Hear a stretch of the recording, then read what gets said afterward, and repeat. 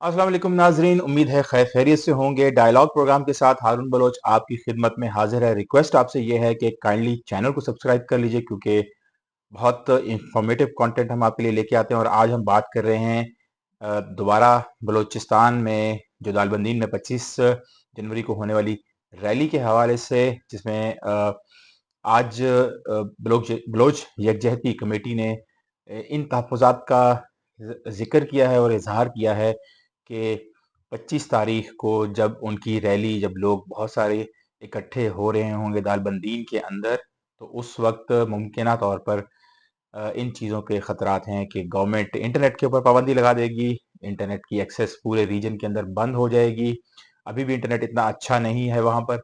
इस हवाले से उन्होंने अपने तहफ़्फ़ुज़ात का ज़िक्र किया और साथ में ये भी ज़िक्र किया है कि उनके लोगों को रोका भी जाएगा और शायद उनको वहाँ पे पहुँचने ना दिया जाए। तो इस हवाले से पहले भी हमने देखा था कि लास्ट टाइम जब बलोच यकजहती कमेटी की जो कन्वीनर हैं और जो लीडर हैं डॉक्टर महारंग बलोच, उन्होंने राजी मुची की कॉल दी थी, तो उस वक्त बलूचिस्तान भर से और पाकिस्तान भर से जो बलोच लोग हैं मुख्तलिफ इलाकों से, इवन कि लाहौर से भी और रावलपिंडी इस्लामाबाद से भी और D Khan, D G Khan, फिर इसी तरीके से कराची और दीगर जो अज़ला हैं मुल्क के, वहाँ से काफ़ी बड़ी तादाद में लोगों ने सफ़र किया उस राजी के लिए गवादर की तरफ। और फिर हमने देखा कि एक क्रैकडाउन हुआ, लोगों को रास्ते में रोका गया, ट्रांसपोर्ट मुअत्तल हो गई, इंटरनेट बंद कर दिया गया और एक लंबी लंबे देर तक ये सिलसिला चलता रहा क्योंकि राजी उसमें काफ़ी बड़ी तादाद में लोग बावजूद इसके के रोकने के फिर भी पहुंचे थे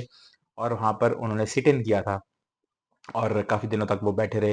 उनके काफ़ी लोगों को गिरफ्तार भी किया गया। इवन के कुछ जगहों के ऊपर ऐसी खबरें भी आई थी, मैंने वीडियोज़ भी देखी थी कि उनकी ट्रांसपोर्ट्स के ऊपर जो लोग ट्रांसपोर्ट के ज़रिए मुख्तलिफ एरिया से, ख़ुसूसन कोयटा से, खुजदार से और फिर कोस्टल हाईवे से लोग जो सफ़र कर रहे थे, उनकी गाड़ियों के वो जो टायर हैं उनको बस्ट कर दिया गया था, फायरिंग वगैरह हुई थी और लोगों को बहुत हरासा किया गया था। तो उस किस्म की सूरत-हाल उस वक़्त देखने में आई थी। तो इस वक़्त दोबारा यही चीज़ उन्हीं एक्सपीरियंसेस की बेस के ऊपर, बुनियाद के ऊपर बलोच यकजहती कमेटी ने आज बाकायदा एक प्रेस रिलीज़ मीडिया के लिए जारी किया और उसमें इन तहफ़्फ़ुज़ात का ज़िक्र किया गया है और इज़हार किया गया है कि दोबारा से गवर्नमेंट वही सलूक शायद करेगी उनके साथ जो पहले राजू मूची के टाइम पर किया था 2024 के अंदर।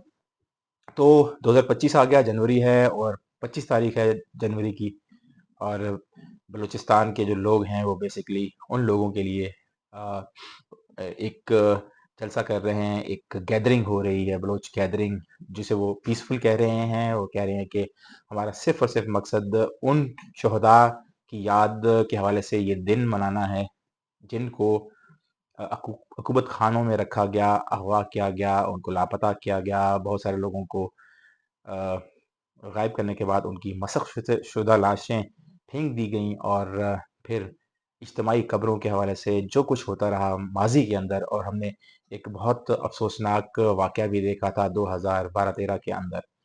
और जब तुर्तुक खुज़ार में अ, मैस ग्रेव्स मिली और फिर उन के हवाले से जब तहकीकात हुई और कमीशन भी बनाए एक रुकनी बलूचिस्तान हाई कोर्ट के जज के सरबराही में, तो उन्होंने जो तब तहकीकात की उसके बाद ये चीज़ें सामने आई थी कि वो जो मैस ग्रेव्स थी वो बेसिकली एक कैंप था।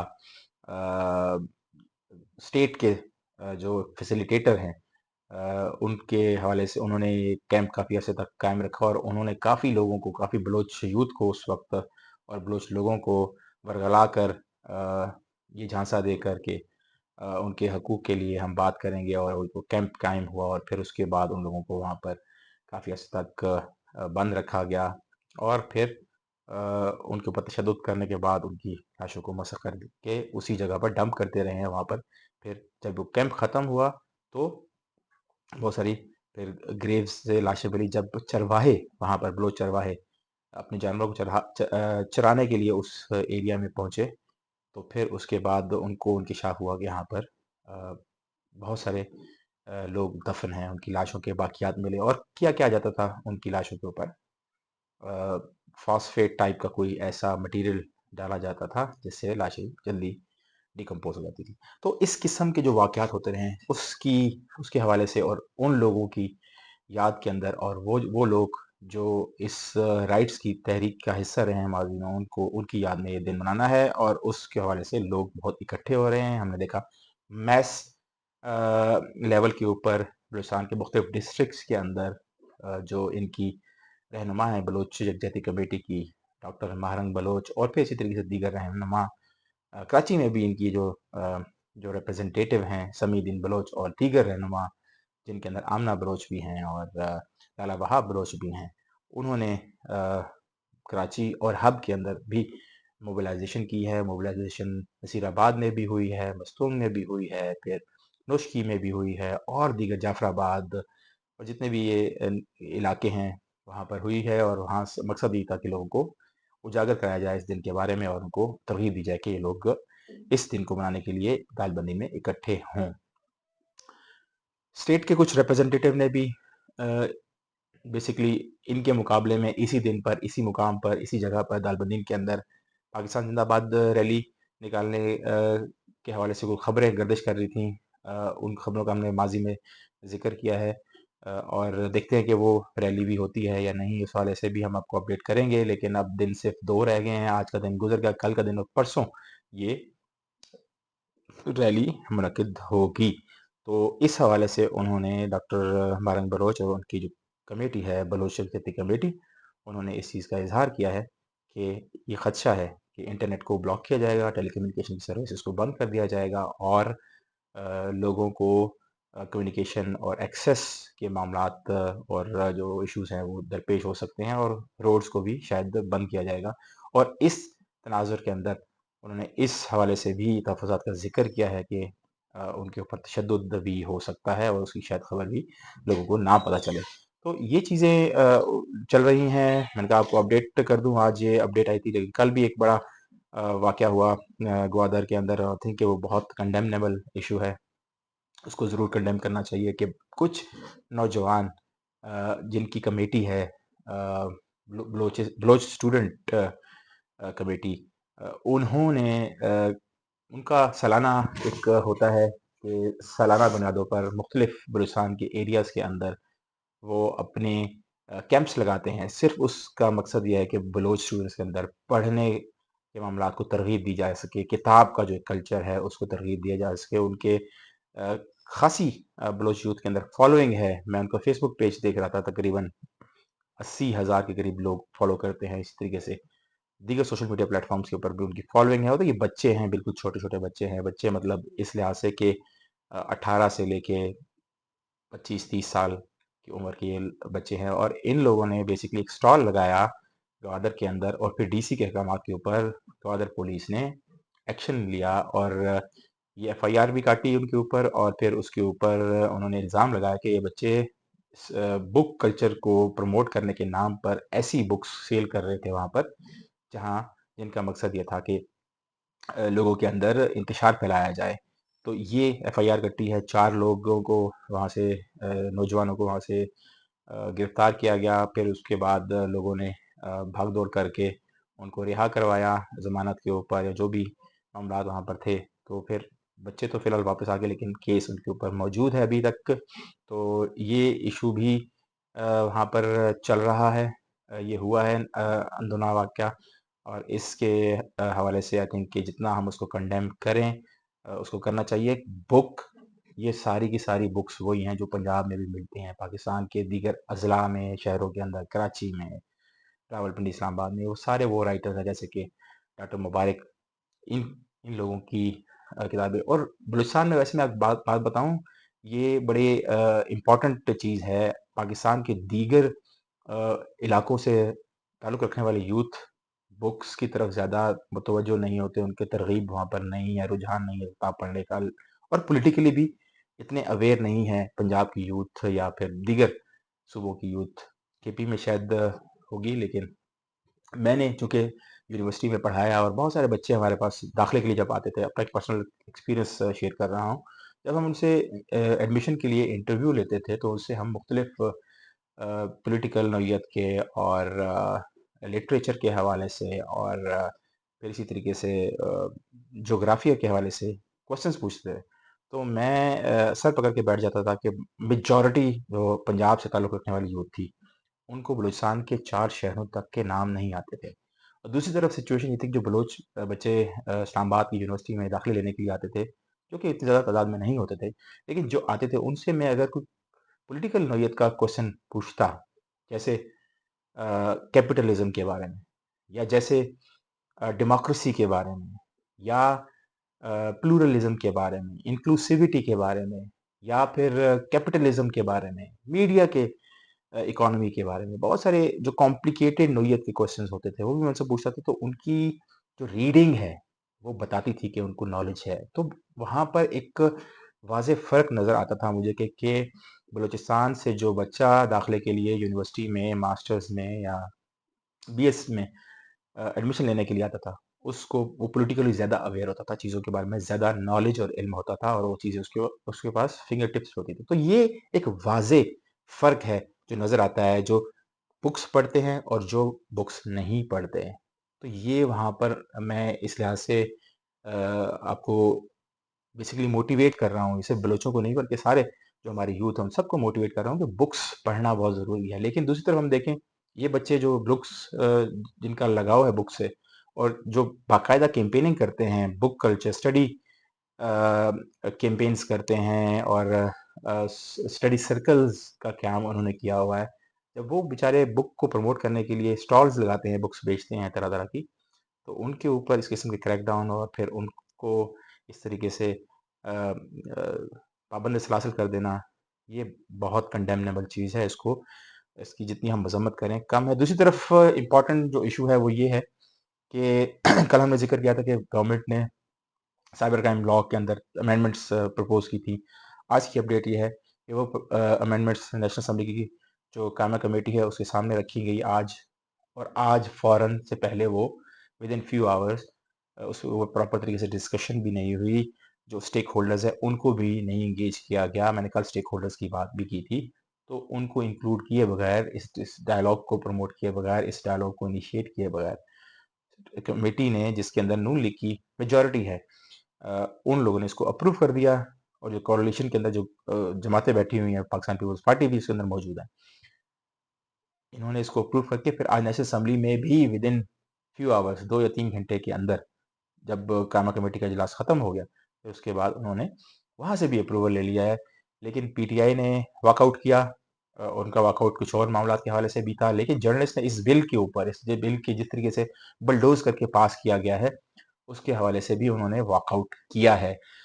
अब बिल के अंदर मैंने जो कल मुख्तलिफ चीज़ें डिस्कस की थी, जैसे मैंने बताया था कि एक social media regulatory authority basically बनाए, सोशल मीडिया प्रोटेक्शन अथॉरिटी बनाई गई है इस बिल के ज़रिए, बनाने जा रही है। अभी तो शायद बिल सेनेट से भी पास होना है। लेकिन जो ड्राफ्ट हमारे पास आज कल रात को ही आ गया था हमारे पास, तो हमने आज इसको एनालिसिस किया और उसमें हमने जो चीज़ें देखी हैं उसमें कमेटी का उन्होंने एक अथॉरिटी का ज़िक्र किया है। अथॉरिटी के बारे से मैंने कल बात कर दी थी, जितनी मेरे पास इन्फॉर्मेशन थी कल, लेकिन आज उससे ज़्यादा इन्फॉर्मेशन है। तो उस हवाले से ये अथॉरिटी बनेगी, उसके मेंबरान होंगे 8। कल हम तक खबर पहुँची थी कि ये चेयरमैन समेत 7 होंगे, लेकिन अब चेयरमैन समेत 9 होंगे, और इसके अंदर जो मुख्तलिफ लोग इस कमेटी का हिस्सा, इस अथॉरिटी का हिस्सा होंगे, उसके अंदर एक्स ऑफिशियो मेंबर्स तो हैं ही हैं। लेकिन उस एक्स ऑफिशियो मेंबर्स में कौन-कौन है? पेमरा के एडिशनल सेक्रेटरी या सेक्रेटरी हो सकते हैं, पीटीए के एडिशनल सेक्रेटरी या सेक्रेटरी हो सकते हैं, और फिर इसी तरीके से सेक्रेटरी इंफॉर्मेशन और या एडिशनल सेक्रेटरी, पेमरा के चेयरमैन और पीटीए के चेयरमैन भी इसका हिस्सा हैं, जो कि एक्स ऑफिशियो मेंबर हैं। लेकिन इसके अलावा और भी इसके अंदर मेंबर हैं। फॉर एग्ज़ाम्पल इन्होंने कहा है कि एक जर्नलिस्ट भी होगा, जिसका कम से कम 10 साल तजुर्बा होना चाहिए, वो प्रेस क्लब का मेंबर भी होना चाहिए। फिर इसी तरीके से सॉफ्टवेयर इंजीनियर भी होगा, वही तजुर्बा लिखा गया है। कोई एडवोकेट हो सकता है, जिसकी डिग्री होनी चाहिए लॉ के अंदर, और हायर एजुकेशन कमीशन से उसकी डिग्री भी अटेस्टेड होनी चाहिए, उसका 10 साल का एक्सपीरियंस भी हो। इसी तरीके से सोशल मीडिया प्रोफेशनल की बात की गई है, 10 साल का एक्सपीरियंस माँगा गया और डिग्री माँगी गई है। फिर इसी तरीके से प्राइवेट सेक्टर आईटी एंटरप्रेन्योर का बात की गई है कि वो भी होना चाहिए और 10 साल का एक्सपीरियंस उनके लिए माँगा गया। तो ये भी 4 लोग मेंबर होंगे, 4 से 5 लोग। फिर इसी तरीके से उन्होंने कहा है कि ट्राइब्यूनल्स भी बनेंगे, जिसके अंदर भी उन्होंने ये बात की है कि ट्राइब्यूनल्स जिनके सामने कंप्लेंट्स लाई जाएँगी सोशल मीडिया के हवाले से, तो वो ट्राइब्यूनल भी उसकी कंपोज़िशन कुछ इस तरीके से है कि उसके अंदर एक चेयरमैन होगा ट्राइब्यूनल का, जो उसको हेड करेगा। फिर इसी तरीके से उस ट्राइब्यूनल के अंदर एक नुमाइंदा होगा जर्नलिस्ट का भी, जिसकी वही बात है कि 10 से 12 साल तक उसको एक्सपीरियंस होगा और फिर उसके बाद प्रेस क्लब का मेंबर भी होना चाहिए उसको, और फिर सॉफ्टवेयर इंजीनियर भी इसका पार्ट होगा, और फिर इसी तरीके से एक चेयरमैन होगा, तो जो कि जज हाई कोर्ट लेवल की क्वालिफिकेशन होनी चाहिए। तो ये ट्राइब्यूनल होगा जो कि 1, 2, 3 मेंबरान के ऊपर मुश्तमिल होगा। और इसके ऊपर सोशल मीडिया ब्लॉकिंग के हवाले से जो कंटेंट ब्लॉक किया जाएगा उसकी अ, जो केसेस होंगे वो सुने जाएँगे, और फिर इस तरह की चीज़ें हैं जो अमेंडमेंट्स में। फिर जो इम्पोर्टेंट चीज़ है, एक और चीज़ जो इस लॉ के तहत की जा रही है, वो ये कि आर्टिकल जो सेक्शन है 29 पीका का 2016 के जो लॉ है उसके अंदर, उसको अमेंड करके उसके अंदर बेसिकली फेडरल इन्वेस्टिगेशन एफआईए को अथॉरिटी थी इन्वेस्टिगेशन के हवाले से। इसमें इन्होंने national cyber crime investigation agency की बात की है, और फिर वो सारी पावर्स जो उनके पास थी एफआईए, और कुछ और अमेंडमेंट्स भी इसमें की हैं उस हवाले से, और ये अथॉरिटी कायम की जाएगी, और ये सेपरेट अथॉरिटी होगी एफआईए से, और एफआईए का रोल जो है ख़त्म कर दिया गया है इस अमेंडमेंट के बाद। लेकिन अभी ये बिल अभी अभी ये जो लॉ है प्रॉपर लॉ नहीं बना, सिर्फ नेशनल असेंबली ने पास किया इसको, अभी पास होना है इसने सेनेट से, और फिर उसके बाद एक फैसला किया जाएगा। जो इम्पोर्टेंट एक और चीज़ थी वो जो सेक्शन 37 पीका का था, उसके अंदर पावर्स जो थी, पावर्स नहीं बल्कि उसके अंदर जो कंटेंट की ब्लॉकिंग की बात की गई है, उस हवाले से इसके अंदर इसका स्कोप और बड़ा कर दिया गया है। और वो स्कोप बेसिकली मैं आपको बताता हूँ वो चीज़ें क्या नई डाली गई हैं। अगर आप वो पुराना लॉ पढ़ेंगे तो उसके अंदर चीज़ें बहुत महदूद हैं, लेकिन यहाँ पर इन्होंने इसको मज़ीद इसकी जो है स्कोप है उसको बड़ा कर दिया। उसके अंदर क्या चीज़ें डाली गई हैं, ये सेक्शन बनता है जनाब चैप्टर का 1 बी है, और इसके अंदर जो नई क्लॉजेस डाल रहे हैं वो ये डाल रहे हैं 2 आर, और इस सेक्शन का नाम है अनलॉफुल और ऑफेंसिव ऑनलाइन कंटेंट। उसकी ब्लॉकिंग है किन बुनियादों पर? अगर content is against the ideology Pakistan, Pakistan की आइडियोलॉजी के खिलाफ है, या ऐसा कोई content that incites the public to violate the law, terrorize public, individual groups, communities, government officials and institutions. फिर इसी तरीके से इंसाइट पब्लिक और section of public to cause damage to government और private property, coerce or intimidate public or section of public and thereby preventing them from carrying on the lawful trade and disturb civic life. इस किस्म की चीज़ें online spaces में अगर करने की कोशिश की जाएगी ऐसे कंटेंट के जरिए, तो जैसे हमने देखा था बेसिकली ये उससे मुतासर होकर ना ये चीज़ डाली है।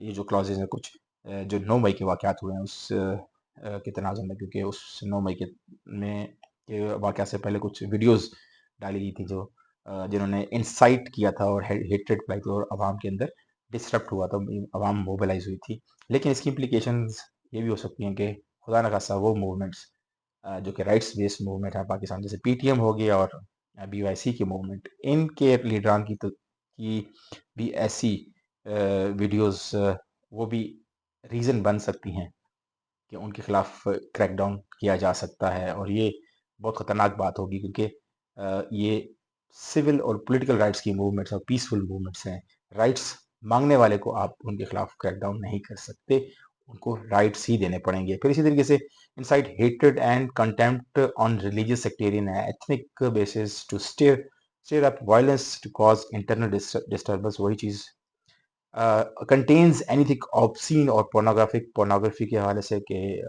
फहश किस्म की जो तस्वीर और वीडियो कंटेंट है उसके हवाले से। फिर डाला गया है कि कोई भी फेक और false information there exists sufficient reason to believe that the same may be fake or false beyond the reasonable doubt. कि कोई फेक कंटेंट होगा, गवर्नमेंट वैसे किसी भी कंटेंट को फेक की एलिगेशन लगा के ये कानून इन्वोक कर सकती है, ये सेक्शन, और वो कंटेंट ब्लॉक कर किया किया जाएगा। और ये माजी में होता रहा है, लेकिन अब उस प्रैक्टिस को लीगलाइज कर रहे हैं। बेसिकली ये वेपनाइजेशन ऑफ पीका है। बेसिकली आप अगर देखें किस तरीके से हुकूमत लॉ के जरिए वेपनाइज करती है जो बोलने वाले और डिसेंटिंग वॉइसेस होती हैं उनके, जो क्रिटिक करते हैं। फिर इसी तरीके से स्पेसिफिकली ये सब सेक्शन एच डाला गया है, consist any any content that contains aspersions against any person including member of judiciary, armed forces, मजलिस शूरा और प्रोविंशियल असेंबली। मतलब पार्लियामेंट, सेनेट और पार्लियामेंट के लोग, नेशनल असेंबली के लोग, फिर प्रोविंशियल असेंबली के लोग, फिर आर्म्ड फोर्सेस के लोग, फिर इसी तरीके से जुडिशरी के लोगों के हवाले से कोई ऐसा कंटेंट जो कि गवर्नमेंट समझेगी कि अनलॉफुल है, तो उसको भी ब्लॉक कर दिया जाएगा। और ये उन्होंने इसकी रीज़न डाल दिया, ये नई चीज़ इसके अंदर डाली है इस लॉ के अंदर। और ये बहुत डिस्टर्बिंग, उसी किसी किस्म की पब्लिक जो होल्डर हैं, position holders, public position holders, उनको आप क्रिटिसाइज नहीं कर सकेंगे। तो बेसिकली अपने आप को उन्होंने सिक्योर किया है स्टेट ने। And promotes and encourages terrorism and other forms of violence against the state और इट्स इंस्टीट्यूशंस। गवर्नमेंट ये भी कर सकती है कि कोई भी ऐसा कंटेंट जिसको वो समझेगी कि ये टेररिज्म को प्रमोट कर रहा है, वो भी ब्लॉक होगा। तो सारे इस लॉ की, इस पीका लॉ के अंदर जो अमेंडमेंट है, हमने कल भी बात की थी, इसका प्रिटेंस जो है वो है बेसिकली क्या? Fake news. गवर्नमेंट ने कहा है कि फेक न्यूज़ को हम ब्लॉक करने जा रहे हैं, लेकिन अब आपने देख लिया कि फेक न्यूज़ के नाम पे क्या कुछ गवर्नमेंट कर रही है, क्या कुछ ब्लॉक करने जा रही है। ये सबसे बड़ी डिस्टर्बिंग चीज़ है। गवर्नमेंट ने एक फॉल्स नैरेटिव क्रिएट किया। वो फॉल्स नैरेटिव ये है कि फेक न्यूज़ हमारी सोसाइटी को मुतासिर कर रही है, लोगों को मुतासिर कर रही है, सिटीजन्स को मुतासिर कर रही है।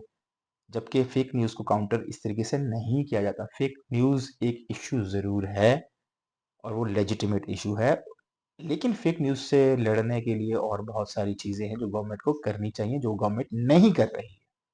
तो फेक न्यूज़ का फॉल्स नैरेटिव क्रिएट करके उसकी आड़ में ये सारी चीज़ें जो मैंने आपको पढ़ के सुनाई हैं, ये गवर्नमेंट करने जा रही है। और ये इंतहाई ख़तरनाक एक ट्रेंड है, जिससे हमारी जो डेमोक्रेसी, जो पहले भी डेमोक्रेसी नहीं है, अब हम मज़ीद हमारे अवाम के ऊपर, इंटरनेट के एक्सप्रेशन के ऊपर, right to access to information के ऊपर और फिर फ्रीडम ऑफ प्रिवेसी के ऊपर कदगने लगेंगी और कंट्रोल स्टेट का बढ़ेगा।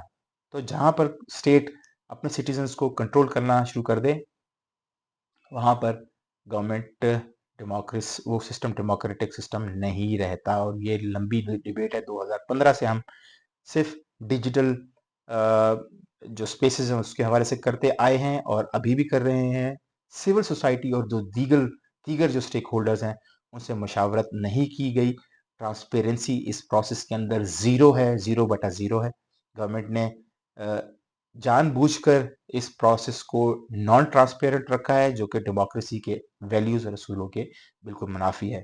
तो ये सारी चीज़ें हो सकती हैं और इसकी इम्प्लीकेशंस जो सिविल और पॉलिटिकल राइट्स की मूवमेंट्स हैं, पॉलिटिकल मूवमेंट्स हैं, जैसे पाकिस्तान तहरीक इंसाफ ने एक मूवमेंट चलाई हुई है, इसी तरीके से पीटीएम ने जो मूवमेंट चलाई हुई है, इसी तरीके से बीवाईसी ने मूवमेंट चलाई है। बहुत सारी ऐसी ऑर्गेनाइजेशन है जो सिंध के अंदर राइट्स के बारे में मूवमेंट चलाई हुई हैं, जिन लोगों ने, ये उनको टारगेट करेगा। और बोलने वालों की ज़बानें खींची जाने के लिए ये कानून लेके आ रही है स्टेट। और आई थिंक कि हम सबको रेजिस्ट करना चाहिए, डेमोक्रेटिक नॉर्म्स के अंदर रह के, अपनी बाउंड्रीज के अंदर रह के। वायलेंस नहीं होना चाहिए, लेकिन प्रोटेस्ट करना हमारा कॉन्स्टिट्यूशनल राइट है। मुझे इजाज़त दीजिए। दोबारा आपसे रिक्वेस्ट करूंगा कि काइंडली वीलॉग को, अगर आपको पसंद आया है, इसको लाइक भी कीजिए, इसको शेयर भी कीजिए और हमारे चैनल को सब्सक्राइब करना बिल्कुल ना भूलिएगा। अल्लाह हाफिज़।